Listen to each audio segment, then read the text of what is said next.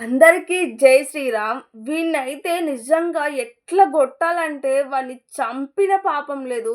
ఇట్లాంటి వేస్ట్ గాళ్ళని ఎట్లాగంటారో ఏమో! పెంపకములో నిజంగా చెప్తున్నాను. పెంపకములో సరింగా ఉండకపోవడంతో కొంతమంది రాక్షసులు ఇలా తయారైతా ఉంటారు.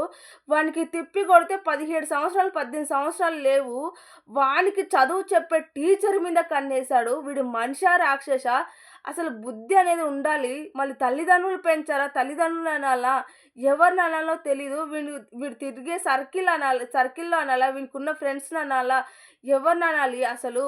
వీనికి ఎలా వచ్చిందో ఈ పనికిమాలిన బుద్ధి. అయితే వీడు 18 సంవత్సరాలేమో ఉన్నాయంట. వానికి చదువు చెప్పే టీచర్ పైన కన్ను పడ్డదంట. ఆ టీచర్‌కి ప్రపోజ్ చేశాడంట వీనికి సిగ్గు లేకుండా. ఆ టీచరు చిన్న పిల్లాడు గదా! ఈ వయసులో అలాగే చేస్తారు. అలాంటి ఫీలింగ్సే వస్తాయనేసి ఆ టీచర్ వానికి నచ్చజెప్పిందనమాట. ఇది కరెక్ట్ కాదు. ఇలా చెయ్యొద్దు. నీకన్నా పెద్దదాన్ని నేను. ఇది పద్ధతి కాదు అని ఆ టీచరు అంటే ఒక పిల్లోడిలాగానో లేక ఒక తమ్ముడిలాగానో చూసి మంచిగా వానికి అర్థమయ్యేటట్టు చెప్పింది. అర్థమయ్యేటట్టు చెప్తే వాడు వినకుండా రోజుకి ఆమెని అట్లనే విసిగించడం, అట్లనే టార్చర్ పెట్టడం, ఇబ్బంది పెట్టడం చేసేవాడంట. ఇంకా ఆమె విసుగెత్తిపోయి ఏం చేయాలో తెలియక స్కూల్‌లో ప్రిన్సిపాల్‌కి పోయి కంప్లెయింట్ చేసిందనమాట.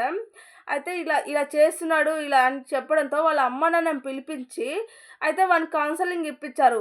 ఇంకా వానికి చెప్పడంతో వానికి అంటే ఇంకా స్కూల్‌లో నుంచి పంపించారు. "ఈ స్కూల్‌లో ఉండొద్దు. నువ్వు అవసరం లేదని" టీసీ ఇచ్చి వానికి బయటకి పంపించేసారనమాట. వాడు బయటికెళ్ళి చదువుతున్నాడు వేరే దగ్గర. అయినా గూడా ఆ టీచర్‌ని మరవలేదనమాట. రోజు ఆ టీచర్ దగ్గరికి రావడం, చూడడం, పోవడం ఇంకా ఆ టీచర్‌ని మడవలేదు. అట్లా ఒక 2 సంవత్సరాల నుంచి ఆమె ఇంకా టార్చర్ అంటే ఆమె ఇంకా పడుతూనే ఉందంట. ఆమెని టార్చర్ ఇబ్బంది పెడుతూనే ఉన్నాడంట. చేంజ్ అవుతాడులే వాడు చిన్న పిల్లాడు గదా అనుకున్నాను. అంటే వాడు 16 ఇయర్స్ అంటే 16 సంవత్సరాలు ఉన్నప్పటి నుంచి ఆ టీచర్‌ని అలా చేస్తున్నాడంట. ఇక ఆ టీచర్ గూడా చిన్న పిల్లగాడు గదా! వాడు మారతాడులే వానికి తెలుస్తుందిలే అనేసి పాపం ఆమె చేసిన తప్పు ఇదొక్కటే.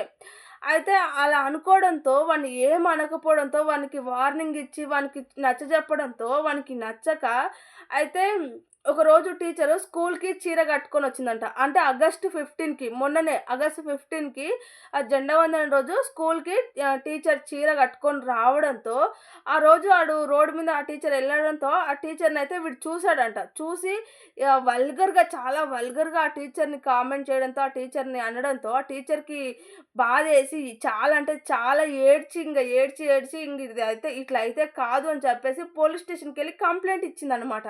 కంప్లెయింట్ ఇస్తే నా పైనే కంప్లెయింట్ ఇస్తావా? నాకు దక్కేటట్లేదు టీచరు. నా పైన కంప్లెయింట్ ఇస్తుంది. నన్ను దూరం పెడుతుంది. నన్ను లవ్ చేయట్లేదు అని చెప్పేసి ఆ టీచర్ పైన ఇంక కోపము, అసహ్యము, ఇంకా ద్వేషం అన్నీ పెంచుకొని ఆ టీచర్‌ని అంటే ఆమెకున్న అందం చూసుకొని ఇంత పొగరు. ఆమెకున్న అందం చూసుకొని నన్ను దూరం పెడుతుంది. ఇంక నాకు దక్కదేమో అన్న పొగరుతోటి, బలుపుతోటి ఇంకా పెట్రోలో, డీజిలో తెచ్చుకున్నాడంట. అది ఆ టీచర్ పైన పోసేసి అంటించాడనమాట. నిప్పు అంటించడంతో ఆమె అయితే 25 దాకా అంటే 25% దాకా కాలిపోయిందంట. పాపం హాస్పిటల్‌లో ట్రీట్మెంట్ తీసుకుంటుంది. ఆమె నిజంగా ఆ రోజే వానికి గట్టిగా వార్నింగ్ ఇచ్చి 4 తలిగించి ఆ పోలీస్ స్టేషన్‌లో కేస్ పెట్టి పోలీస్ స్టేషన్‌లో బొక్కలో తోచుంటే ఈరోజు ఇంత ప్రమాదం జరిగేది కాదేమో. నా విద్యార్థి నా పిల్లగాడు లాంటోడో, నా తమ్ముడు లాంటోడో మారతాడు గదా! ఈ వయసులో అట్లా ఉంటది. ఇది సరేలే తెలియక చేస్తున్నాడు తెలిసి కాదు కానీ ఆమె అనుకోని పాపం వానికి నచ్చజెప్పడంతో, వినకపోవడంతో, అందరికి చెప్పడంతో ఆమె ఏం అనకపోవడంతో పాపం అదే అలుసుగా తీసుకొని ఈరోజైతే ఆమె ప్రాణాలే తీయడానికి వీడైతే వెనకాడలేదనమాట. వెనకాడలేదు. ప్రాణాలు తీయడానికే ఎళ్ళిపోయాడు. పాపం ఆమెకైతే ఏం కాకూడదు. నాకు తెలిసి బాడీ కాలిపోయుంటది. 25% అంటే కాలిపోయుంటది అంటే మరి ఎక్కడెక్కడ కాలిందో ఫేస్ మొత్తం మరి స్కిన్ పోయిందో లేదో మనకు తెలీదు. ఆ టీచర్‌నయితే చూపించలేరు. నిజంగా ఏ ఒక్కరు ఇలా అయితే చేయొద్దు. అరే! టీచర్లంటే తల్లిదండ్రులతో సమానం రా! తల్లిదండ్రుల కన్నా ఎక్కువ అని జెప్తారు. ఒక గురువు మనకు తల్లిదండ్రుల కన్నా ఎక్కువ అని చెప్తారు. అలాంటి వాళ్ళని కాళ్ళకు దండం పెట్టాల్సింది పోయి, వాళ్ళని తలుసుకోవాల్సింది పోయి, వాళ్ళు మీకు జీవితాన్ని ఇస్తారు. మీకు చదువు నేర్పి మీరు మంచిగా చదువుకుంటే మీకు లైఫ్‌లో జీవితం ఉంటుంది. అలాంటి వాళ్ళని ఇలా చెడు ఆలోచనలతో, చెడు దృష్టితో చూసి అన్యాయంగా వాళ్ళని ఎందుకురా ఇలా మోసాలు చేసి వాళ్ళ ప్రాణాలు తీస్తారు.